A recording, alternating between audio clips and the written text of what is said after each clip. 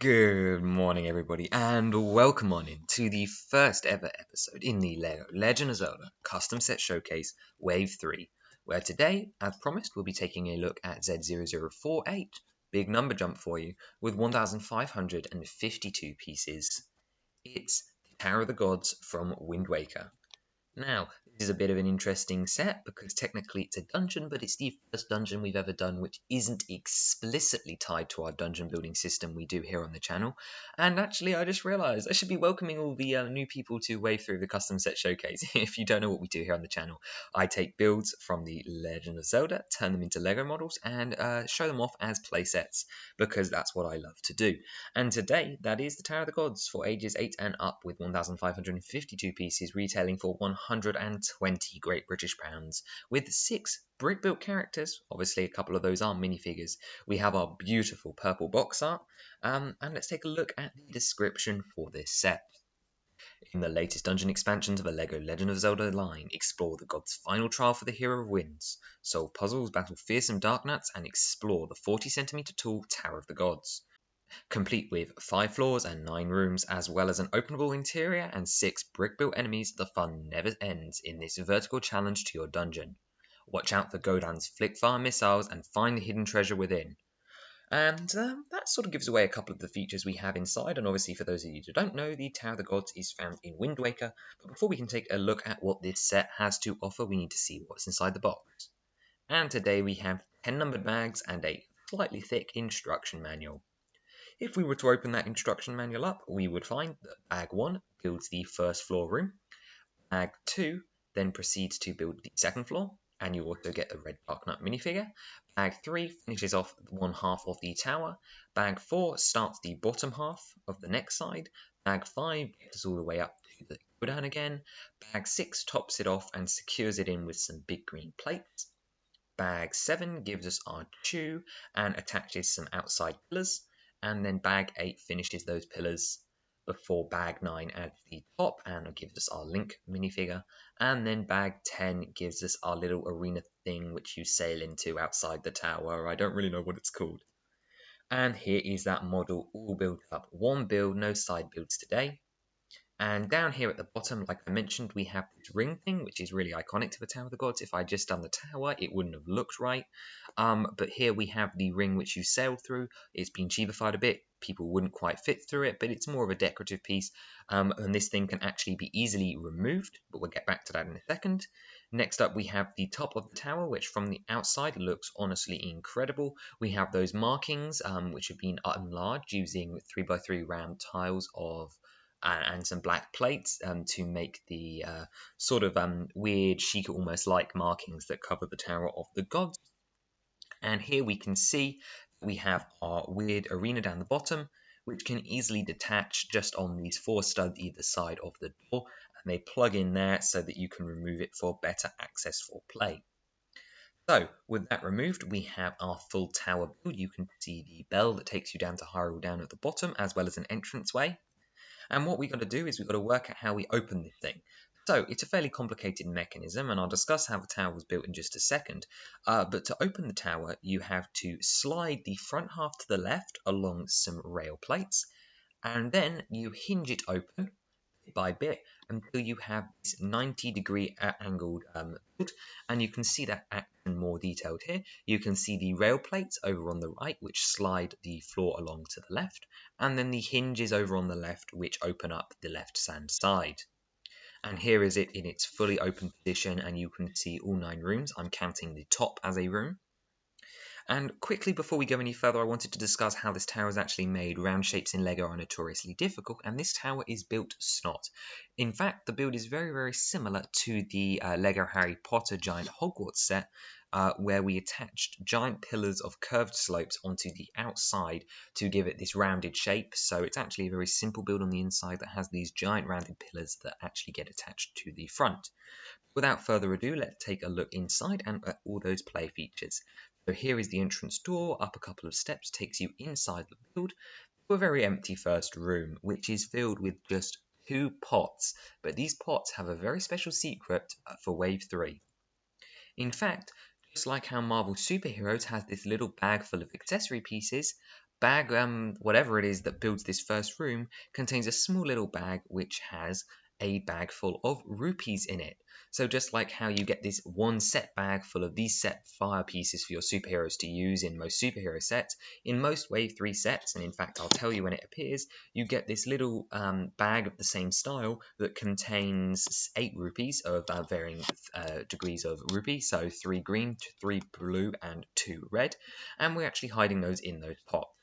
Next up, we have the other side of the entrance room, room number 2, which on the left you can see a ladder, and there are some boxes and crates for Link to smash into behind a small waterfall, which is supposed to sort of represent the big mouth on the ground floor of the Tower of the Gods, which you sail through. And there are also some Wind Waker style bombs, which are just some dark blue minifigure heads with a gold stamp piece on the top. However, in the wand box, we have the wand piece. However, this is not designed to represent the wand.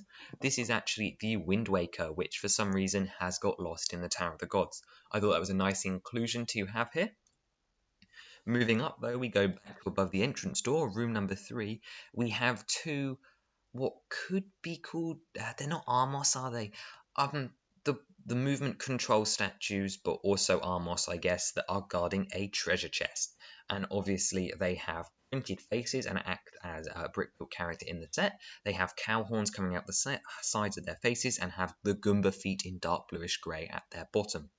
Now, inside that chest is the other lot of that rupee bag, which I really hope I explained well. I really love it as a feature, and you can see that there's a couple of them in there that didn't make it into the pots down below. Over on the right-hand side again, we have 2 cogs on what looks like a very empty room. However, this is what I would call the Dark Nut dual room. You can see that the cogs are intertwined, and when you spin one, the other one will spin the other way, creating a sword fighting mechanic very similar to the Monkey Kid versus Macaque fight in the legendary Flower Fruit Mountain. And here you can see our red Dark Nut and Toon Link minifigure dueling it out on those cogs. Going further up, yet again, we have the Wind Waker style of BMOS on a rotating platform. When you rotate that ball nozzle in the floor just beneath it, it will turn the BMOS around. And obviously you can pretend like the BMOS is shooting at Link, and a stud shooter would be included to replace the BMOS's head, so you could fire at Link, otherwise a very empty room. Next up, we have this unobtrusing room. However, when closed, obviously this room has to be nice and tight so that the Tower of the Gods can close. However, when unfolded like this, we can fold our flying platforms down, and they act as a sort of stairway for Link to do a bit of parkour across to get up to the Godan fight. This is sort of reminiscent of those arrow platforms that he has to shoot, and you can sort of see how we might jump up and down above those. It's sort of a shame that we had to lose an entire room to storing these guys away when the tower is closed, but don't forget you've got that yellow choo-choo which can go almost anywhere in the tower, and maybe he haunts these platforms down there, making it a bit more fun. But don't forget, a lot of environmental play is mostly about the areas that you have to place figures and stuff, which is we have a lot of in this set. However, moving up to the last 2 pairs of rooms as I try and get this video back under control, we have the Godan fight, and you may notice it looks a tiny bit different to what you may remember from Wind Waker. In fact, it's spread over 2 rooms with Godan's hands over on the left and Godan's head over on the right. And this is mostly down to obviously the tower having to close means I have to be careful about what I store, and Godan's hands only just fit. I think they look pretty great. They've got printed bumper tiles on the underneath of the hands to represent the eyes which you would shoot with the bow and arrow, and they are mounted on transparent cones so that they can fly around and do some damage to Link. However, you can see that all of the hands have articulation, as you can see in the top left, and because they are just on studs, you could move them anywhere, meaning that you could build a bigger Godan fight arena, or maybe try and squeeze them in by the side of the head when the tower was in open position. There is a couple of stubs either side of the Godan head where the hands could go, meaning that you could put them here when the tower's open and then move them back into their enclosure when the tower closes up. But our Godan head is fairly simple. As you can see, there is a grey brick in the center which represents the Flickfire missile, which can be activated from the back of the tower, where there is a little bit of a gap where you can push down on the missile and send it firing at Link. We have two red eyes, and then his little golden hat, which has his little crown, which is actually using a splat gear in gold to represent all like the decoration on his hat. And you can see that it's really nice to have a teal enemy, which is the closest color for Godan. Then, in our ninth room at the top, you can see that bell that will take the hero down to Hyrule. And this bell is built on a little raised platform, around which is obviously the top of the tower, which is a really awkward shape, and that was really difficult to capture in LEGO, especially in such a rounded off build.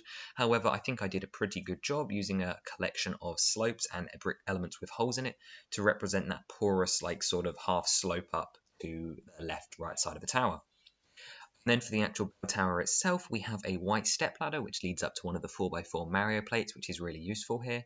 Then the bell is supported on a 1x6 bar piece, and it dangles using a dome piece, and then has a paint roller piece at the bottom, which acts as the grappling hook like hole that Link grabs onto to ring the bell, and the bell can actually ring.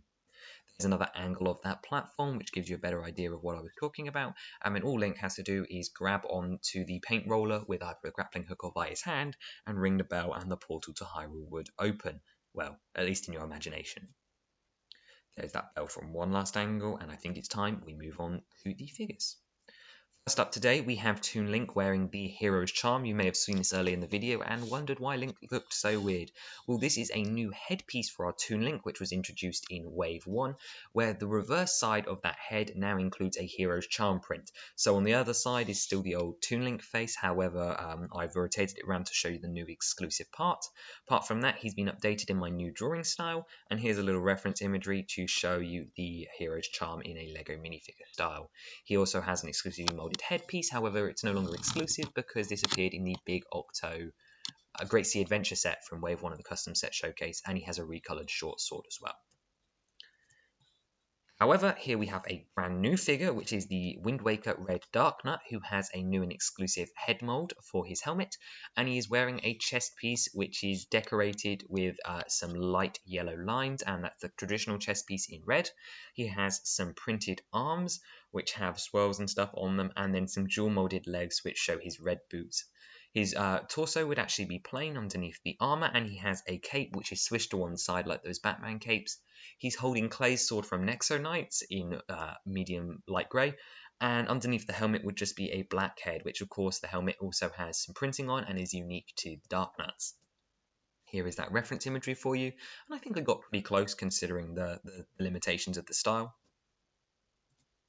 Next up, we have Godan, who, of course, is the boss of the Tower of the Gods in Wind Waker, and you can see him here in my drawn style with the targets on his hand, the open mouth with the stud shooter, because obviously Godan shoots fiery balls.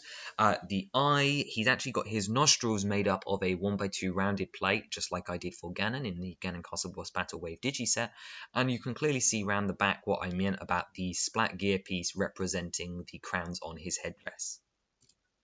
Next up, we have what I have dubbed Friend, and this is the little statue which you control with the command melody in the Tower of the Gods. However, technically it could also double up as an Armos. I mean, they never actually attack you, but you know, you can do whatever you like in your imagination. Like I mentioned before, they're built up around a round base with the Goomba feet along the bottom, little arms which technically can flick up at people, cow ears on the side of their printed face, and then a cone thing on the top. Here is the reference imagery, and I think he's pretty close, obviously lacking a lot of printing, but you have to know that LEGO would never print this if they made this figure in real life. Next up, we have another favourite on the channel, which is the electric or yellow Choo Choo in the Wind Waker style, which is pretty much the only style I do for Choo Choo. This is the fourth Choo Choo to join our lineup and is built in a very similar way, using a small splat gear with a bar running through it, a cone which has been turned upside down, and then that inverted bowl piece on the bottom, which has the crazy Choo Choo eye printing. I absolutely love this figure design. I'm really happy with it still after a year and a half, and I think it looks almost exactly like the Wind Waker Choo Choos, or at least as close as you can get in LEGO form. Next up, we have the Wind Waker BMOS, which I guess you could almost argue isn't sentient. Again, this is a really accurate figure that the only thing it's lacking is some printing. However, I've also included a little base for it here. As you remember in the model, this one rotates. Really pleased with this one. Really nice and simple, but I think also really effective. And that's going to do it for the Tower of the Gods, but we're not quite done for today just yet. First of all, I wanted to show that while it isn't intended to match with our dungeon expansion system, it technically can. Here we have the Shadow Temple's roller coaster tracks entering the Tower of the Gods, which I can show you in this blurry close-up, and then you'd obviously scale the tower, fight, go down, and then come back down. However, if you're interested in any of these sets that you see here in front of you, there are a mix-mash of all of our dungeon expansions across the waves, and in fact you'll be able to see those in the Wave 1 and 2 playlists. Okay, and that's going to do it for this week. I'm sorry this one was a bit all over the place. The Tower of the Gods was a really hard set to make. In fact, it was the closest I came to failing this way, which should be a hint of anything. I haven't failed a set this way, which is a first for the Custom Set Showcase. Either way, I hope you enjoyed it regardless, and I'll be back on it properly next week. However, what we will be looking at next week, you can see the silhouettes on screen, but of course next week will be Z0040 with 54 pieces. If you've watched the channel for a while, you may know what this shape represents, but I think you'll enjoy it all the same, and there is a reason that our background this season was purple. We should be seeing a lot of Majora's Mask. Either way, I hope you enjoyed. Let me know what you thought of this set, any feedback, comments, suggestions, or improvements down below in the comments. Consider subscribing if this is right up your alley, or if you want some more high quality content. And I'll see you next time. Bye bye.